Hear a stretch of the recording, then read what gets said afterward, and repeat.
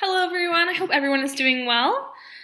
This week was really interesting for me because I've never really heard about like the leather community and what that even like means. I It was super fascinating to look into the International Mr. Leather and like the contests around that. I've heard about it a little bit in like my psych of sex class, but it definitely was only mentioned. So it was really cool to focus on that this week, and I feel like my mind really expanded on the potential for sexual play, especially in like the LGBTQ community. Um, However, it was disappointing to read about the exclusion of trans folk. It seems really against the like what the LGBTQ community stands for because it's all about like inclusion and acceptance.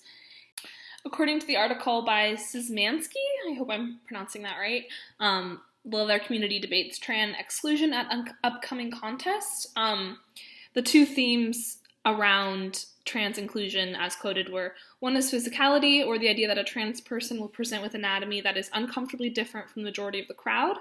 The other is socialization, or the idea that a trans person has not been adequately indoctrinated into their gender's culture.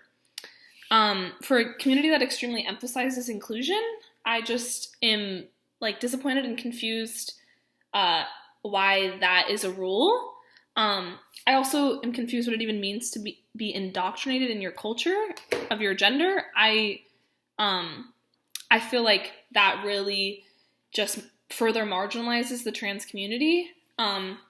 Gender performance is not like rigid; it's fluid, and so it just seems really against what the culture would be for that they would want like that as a rule. Um, Another quote that was in that same article was from Mike Zool, who runs the International Leather Sir Leather Boy competition, where he was quoted saying the contest is about male sexuality, and I am just confused because then why would like leather dykes be included in the competition if they're a woman? I know it's about like showcasing masculinity, but there was in another article from Hale, Leather Dyke Boys, uh, it says, usually, however, when unclothed embodiment is unambiguously female, a much wider range of masculine behaviors are tolerated than when embodiment is partially male. This is highly discriminatory to the trans community, and I am confused why a like unambiguous woman or a butch would be able to portray or perform a much like wider range of masculine behaviors than a trans person.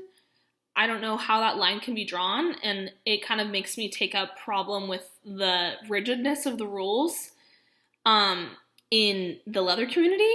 I know that's kind of something that is one of its main foundations, but I think that's one of the reasons why there is lack of acceptance of marginalized communities, specifically the trans community, and I think it's definitely something to think about more.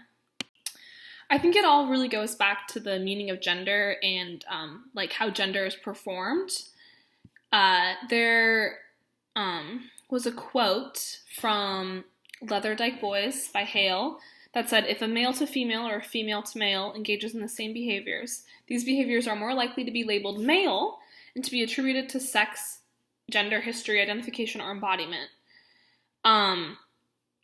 I think that shows a lot of the politics of gender at play within the leather community and really kind of further categorizes what is defined as male or female.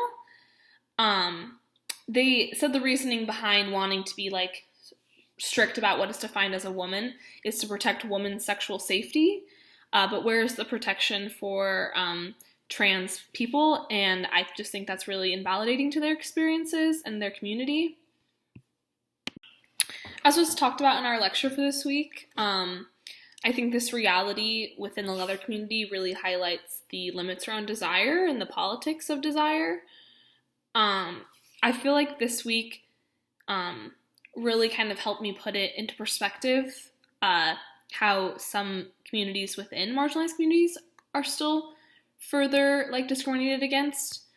And I know that we were talking about how we can plan for a more radical future when we look about like the conflict between desire and politics and where they intersect.